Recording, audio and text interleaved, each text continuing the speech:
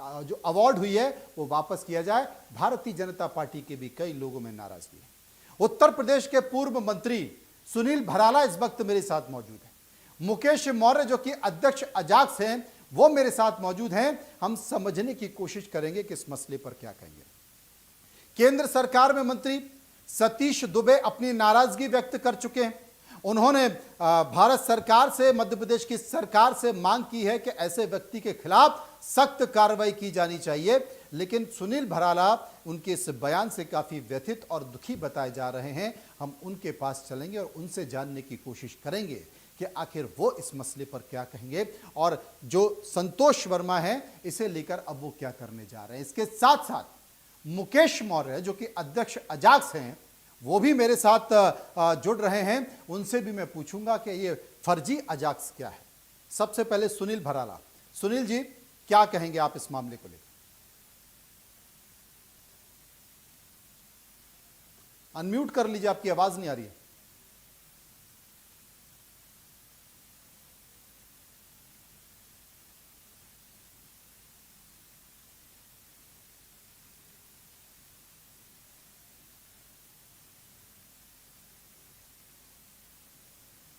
मुकेश जी, आप भी अनम्यूट कर लीजिए।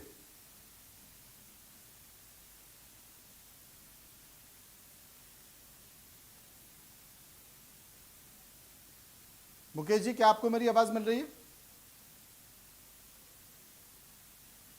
मनोज जी, आवाज आ रही है तो? हाँ सुनील जी, आपकी आवाज आ रही है। बताइए क्या कहना चाहेंगे जी। मनोज जी, पहले तो मैं आपको इस बात को, क्योंकि आपने बहुत मजबूताई से इस बात को उठाने में आपने वो किया, और एक भ्रष्ट अफसर और मतलब भ्रष्ट ही नहीं जिसकी तुच्छ मानसिकता है, और तो निश्चित रूप से एक महाअयास कहा जाए तो वो भी शब्द छोटा है इसके। जिस प्रकार की मानसिकता का परिचय इसने आईएएस भारतीय सेवा सर्विस के बहुत ही मतलब एक विश्वसनीय ये एक जिम्मेदारी का एक निर्वहन करने की ये परीक्षा पास होती है, तो मुझे संदिग्ध हुआ था जब इसका बयान आया, और मुझे लगा था कि ये आईएएस नहीं हो सकता। और ये आईएएस नहीं हो सकता जब मैं इसका पहली बार बयान सुना और इसने कहा कि ब्राह्मण की बेटी मुझे दान करो और मेरे बेटे से संबंध बनवाओ, तब तक ये आरक्षण जारी रहेगा, कहना चाहिए। जब ये बयान दिया तो ये नहीं लगा कि ये आदमी आईएएस नहीं है। और जब इसकी जांच पड़ताल की गई, और जांच पड़ताल में आपके चैनल के माध्यम से भी काफी जानकारी प्राप्त हुई थी पूरे संपूर्ण देश को, और हमने भी अपने सूत्रों से, अपने अधिकारियों से, अपनी पार्टी के पदाधिकारियों से इस बात की जानकारी कराई कि ये आईएएस है या नहीं है।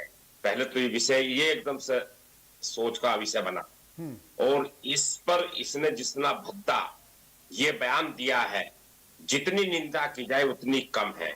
उसके साथ साथ में जो भारत के माननीय प्रधानमंत्री श्री नरेंद्र मोदी जी ने जिस प्रकार से बेटी बचाओ बेटी पढ़ाओ का एक नारा दिया, और इस देश में बहुत लंबे समय आजाद भारत में यानी 1950 के बाद में अगर कोई नारा जो चरितार्थ हुआ है वो बेटी बचाओ और बेटी पढ़ाओ का हुआ, और उस नारे पर इसने चोट मारने का काम करा, उस नारे को इसने कलंकित करने का काम किया।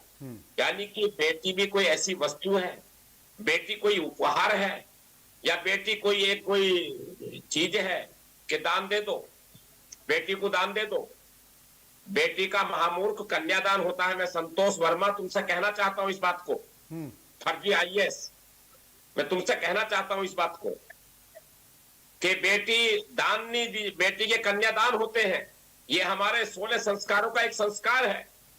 और जिस ब्राह्मण को तुमने कहा वो ब्राह्मण सनातन का रखवाला है, वो अपने हिंदुओं का रखवाला, हिंदुत्व को वो जीवित रखता है। तुमने समस्त हिंदू समाज पर चोट मारी है ये इसने। मुझे बहुत आक्रोश से, मैं बहुत गुस्से में हूं इस बात को लेकर के। करने क्या वाले हैं? गुस्से से क्या हो, कुछ करने वाले हैं? सरकार तो आप ही की है, दोनों जगह, दिल्ली में भी और मध्य प्रदेश में भी। इस पर मैं आपको मनोज जी ये भी बताना चाहूंगा, ये नहीं है कि हमने जैसे ही इसका बयान जारी हुआ, हमने सबसे पहले अपनी मांग मध्य प्रदेश के मुख्यमंत्री से करी इस बात को लेकर के, इसके खिलाफ एक्शन हो। और हमने सबसे पहले अपने पेज पर, अपने फेसबुक सोशल अकाउंट पर डाली। आपने देखा भी होगा। उसी समय हमने रात्रि में ही डाल दी थी, जैसे इसी में जानकारी में आया इसका बयान, एकदम उसी दिन जब इसने बयान दिया उसके 2 घंटे बाद डाली। और हमने मांग करी इस पर कार्रवाई, और कार्रवाई ये नहीं कि इस पर नोटिस जारी हो गए, कार्रवाई ये नहीं कि इस पर इसे निलंबित किया जाए, कार्रवाई ये होगी कि जेल जाए। और इसके जहां जहां ये रहा है, जहां जहां पोस्टेड रहा है, इसकी सारी जानकारी करी जाए, क्योंकि इसकी मानसिकता का पता इस बात से लगता है कि नौकरानी से लेकर के एक गरीब, एक शरीफ बच्चों के साथ यौन शोषण तक इसने करे। ये जानकारी प्राप्त हुई। 851 मुकदमा अपराध संख्या इंदौर में पंजीकृत हुए, ये जानकारी प्राप्त हुई। और ये इसकी डीपीआर कैसे बनी इसकी, वो ये बड़ा सवाल है कि डीपीसी कैसे बनी। लेकिन यहाँ पर संतोष वर्मा, सुनील भराला जी, संतोष वर्मा, ये चिंता का विषय है इस बात को लेकर के भी जी। संतोष वर्मा ने एक फर्जीवाड़ा नहीं किया है। संतोष वर्मा ने एक फर्जीवाड़ा नहीं किया है। मध्य प्रदेश में एक संगठन है, देश में एक संगठन है जिसका नाम है अजाक्स। वो अनुसूचित जाति जनजाति के जितने भी सरकारी अधिकारी कर्मचारी उनका संगठन है। अब हमारे साथ हमें किसी ने कहा कि साहब मुकेश मौर्य उसके अध्यक्ष हैं। हमने कहा भाई मुकेश मौर्य अध्यक्ष कहाँ से हैं? संतोष वर्मा तो खुद अपने आप को अध्यक्ष बनाता है। तो हमने कहा मुकेश मौर्य से ही पूछ लिया जाएगा। मुकेश मौर्य इस वक्त हमारे साथ जुड़े हैं। मुकेश मौर्य जी, फर्जी आईएएस तो लोग इनको कह रहे थे, क्या ये फर्जी अदाक्स के अध्यक्ष भी बन गए हैं क्या? और ये अगर बन गए तो कैसे बने, जरा बता दीजिए। वर्तमान में जिस प्रकार का जो अभी हमने प्रिंट मीडिया और इलेक्ट्रॉनिक मीडिया के माध्यम से देखा कि श्री संतोष वर्मा जी को प्रांताध्यक्ष के रूप में परोसा जा रहा है, और जिन्होंने इनको अभी वर्तमान में 23 नवंबर 2025 को भोपाल में अम्बेडकर मैदान में जो कार्यक्रम हुआ था, जिसमें सेवानिवृत्त अधिकारी जेएन कंसोटिया जी ने जो आम सभा बुलाई थी, मैं पहले तो ये पूछना चाहता हूँ पूर्व पदाधिकारियों से कि उन्होंने किस अधिकार से ये आम सभा बुलाई और किस अधिकार से इनको प्रांताध्यक्ष बनाया। यही बहुत बड़ा प्रश्न है पहले तो। रही बात प्रांताध्यक्ष की, तो प्रांताध्यक्ष हम रजिस्ट्रार हम सोसाइटी के आदेश के तहत हम प्रांताध्यक्ष हैं। उसको चैलेंज करने के लिए पूर्व के पदाधिकारी माननीय न्यायालय जबलपुर भी गए। वहां से रजिस्ट्रार हम सोसाइटी को निर्देशित किया गया और उन्होंने दोनों पक्षों की सुनवाई के बाद में हमें अप्रूव्ड किया। उसके बाद में भी ये लोग लगातार अपने आप को प्रांताध्यक्ष कह के काम करते आ रहे हैं और सामाजिक सौहार्द बिगाड़ने का निरंतर कार्य करते आए हैं। इसके लिए हम लगातार पत्राचार भी करते रहे कि ये लोग सामाजिक सौहार्द बिगाड़ना चाहते हैं, ये लोग सामाजिक सौहार्द बिगाड़ना चाहते हैं, लेकिन हमारे आवेदनों पे विचार नहीं हुआ, जिस कारण ये इतना बड़ा जो रूप जो अभी हमें देखा कि कितना सामाजिक वातावरण इन लोगों ने खराब कर दिया। देवी स्वरूप बहन बेटियों के बारे में इस प्रकार की टिप्पणी क्या कोई कर सकता है क्या? जिनको हम पूछते हैं 30 त्योहारों पर, उनके बारे में इस प्रकार की टिप्पणी करके आज हमारे अजाक्स का पूरे मध्य प्रदेश ही नहीं पूरे देश में वातावरण खराब कर दिया। इसके संगठन की जिस प्रकार से छवि धूमिल की है वो वाकई घोर निंदनीय है, और मैं जो भी इस प्रकार का कृत्य कर रहे हैं उनकी मैं घोर निंदा करता हूं और उनसे अनुरोध करता हूं कि वे अपने इन कृत्यों पर अविलंब रोक लगाएं। जी केशव मौर्य जी, क्या आप सरकार से भी मांग करेंगे कि इनके जितने भी काले कारनामे हैं, जिसमें वो काले कारनामे तो हैं, सबसे बड़ी बात है कि 30 तारीख को अगली सुनवाई। अभी तक एक तो क्या है सुनील भराला जी, इस देश की जो सबसे बड़ा दुर्भाग्य है ना, तारीख पर तारीख, एक एजेंसी फिर दूसरी एजेंसी, फिर सरकार की फाइलें दबाए। इस जैसे अधिकारी ये रिटायर हो जाएंगे, ये फर्जी आईएएस अधिकारी असली आईएएस अधिकारी बनकर शासन की व्यवस्थाओं का, मकान का, गाड़ियों का, सारी चीज़ों का दुरुपयोग करते हुए रिटायर हो जाएंगे। तब तक सरकार फैसला नहीं ले पाएगी। ये सबसे बड़ा दुर्भाग्य है। तो केशव मौर्य जी, क्या आप सरकार से मांग करते हैं कि तत्काल इनके खिलाफ गंभीर कार्रवाई की जाए? जी, हम लोग इस संदर्भ में लगातार लिखा पढ़ी करने में लगे हुए हैं और इन लोगों को एक्सपोज तो हो ही गए हैं सभी के सामने। इनकी मानसिकता, इन लोगों के किस प्रकार की मानसिकता है अपने बहन बेटियों के बारे में, ये सारी चीजें सब जनता के और सभी समाज के सामने आ चुकी हैं।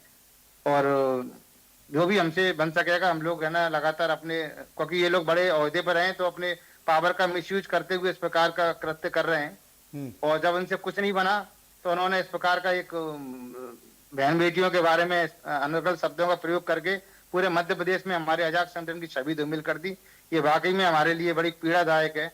और हमारी जो जिस समाज के बारे में इन्होंने जो वक्तव्य दिया है, वो समाज भी बहुत ही आहत उनको पहुंचा। इसके लिए भी हमें बड़ा दुख और बहुत ही बुरा लग रहा है कि इस प्रकार के शब्दों का एक वरिष्ठ अधिकारी कैसे प्रयोग कर सकता है।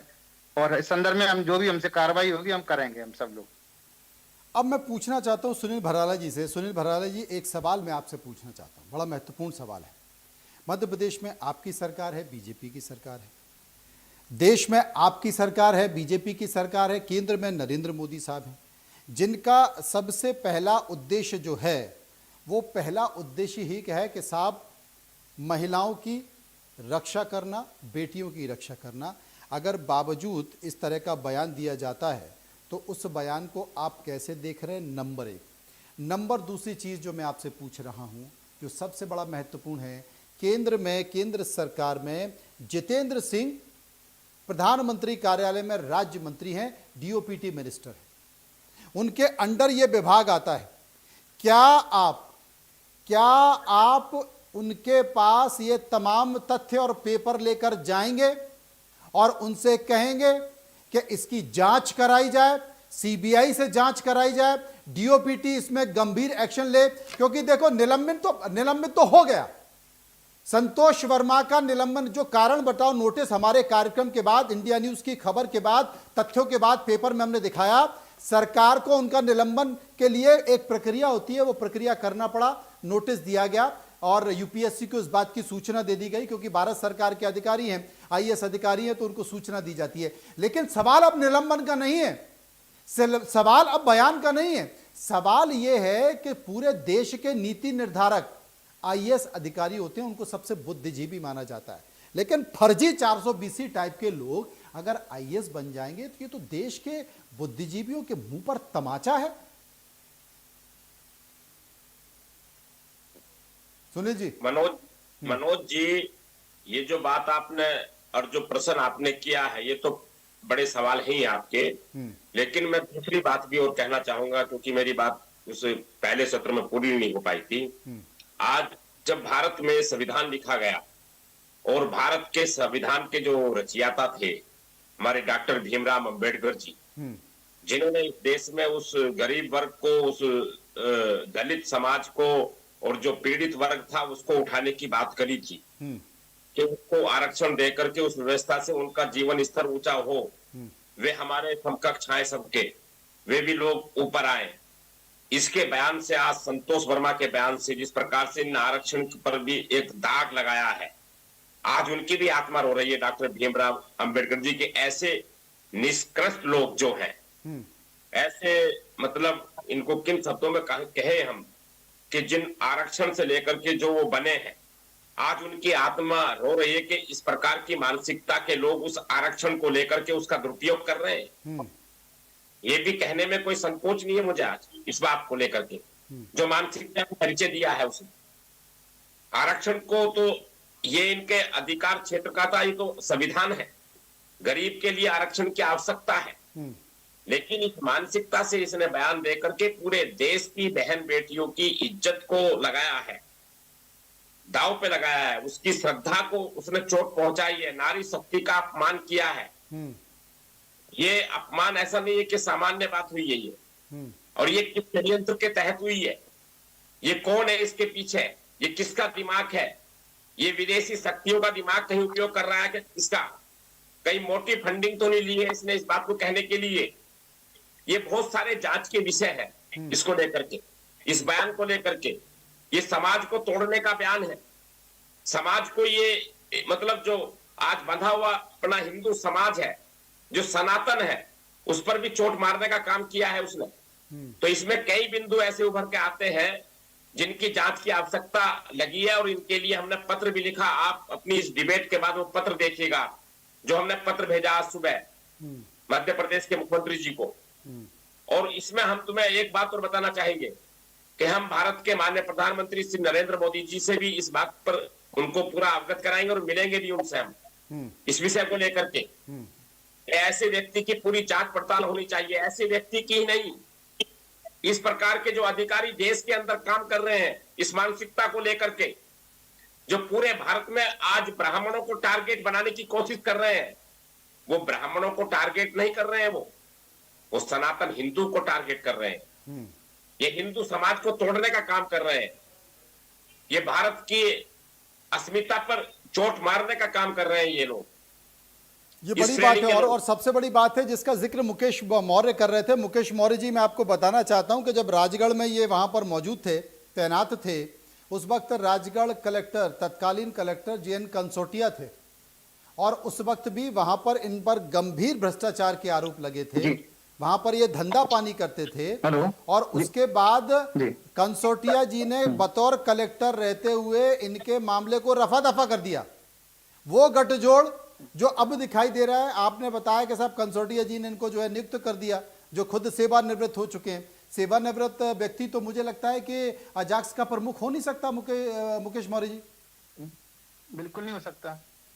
तो कैसे बने हुए? बिल्कुल नहीं हो सकता। नहीं, अब ये तो जांच का विषय है, और ये तो आपने देख ही लिया कि उनका उद्देश्य ये था कि कैसे भी करके वातावरण खराब करना, और वातावरण खराब करके अजाक्स की साख को खत्म करना। क्योंकि रिटायरमेंट के बाद वो नहीं चाहते कि अजाक्स का दूसरा कोई व्यक्ति नेतृत्व कर सके, है ना। ये उनका मूल उद्देश्य था। इसी प्रकार इन लोगों ने इस प्रकार का भड़काऊ भाषण दे के नहीं, माता बहनों के बारे में गलत टिप्पणी करके आज हमारे अजाक्स की जिस प्रकार से कलंकित किया है, ये बहुत ही दुखद है। ये होती है सांप्रदायिक सौहार्द। देखिए साहब, दलित वर्ग से मुकेश मौर्य भी आते हैं, जो कि अध्यक्ष है। वो कह रहे हैं कि किसी भी माता, कोई किसी भी समाज की माता बेटी हो, उसके बारे में इस तरह की बात नहीं होनी चाहिए, चाहे वो आदिवासी समाज हो, दलित समाज हो या समर्थ समाज हो। लेकिन कुछ खास मानसिकता के लोग जो समाज में विद्वेष पैदा करना चाहते हैं, वो किसी खास उद्देश्य के लिए ऐसा कर रहे हैं। और मुझे लगता है कि उत्तर प्रदेश के पूर्व मंत्री सुनील भराला इस पूरे मामले को देश के प्रधानमंत्री नरेंद्र मोदी के पास लेकर जाएंगे, और उसके बाद इस पूरे मामले की CBI जांच भी कराएंगे। क्योंकि इस देश में अगर इस तरह से फर्जीवाड़े से लोग IAS अधिकारी बनते हैं, तो मुझे लगता है कि शायद जो लोग मेहनत करके बनते हैं, जो काम करके IAS अवार्ड जिन्हें होती है, या IAS में UPSC में सिलेक्ट होकर आते हैं, कहीं ना कहीं उनके साथ धोखा है, और देश के साथ भी धोखा है। बहुत बहुत शुक्रिया करेंगे सुनील भराला जी का, शुक्रिया हम करेंगे मुकेश मौर्य का, जो कि अध्यक्ष अजाक्स के हमारे साथ बने हुए थे चर्चा में। फिलहाल मुद्दे की बात में इतना ही। बाकी खबरों के लिए आप चलते रहिए इंडिया न्यूज़ के साथ। धन्यवाद। इजाजत, नमस्कार। छत्तीसगढ़ के मुख्यमंत्री हमारे जनजातीय समाज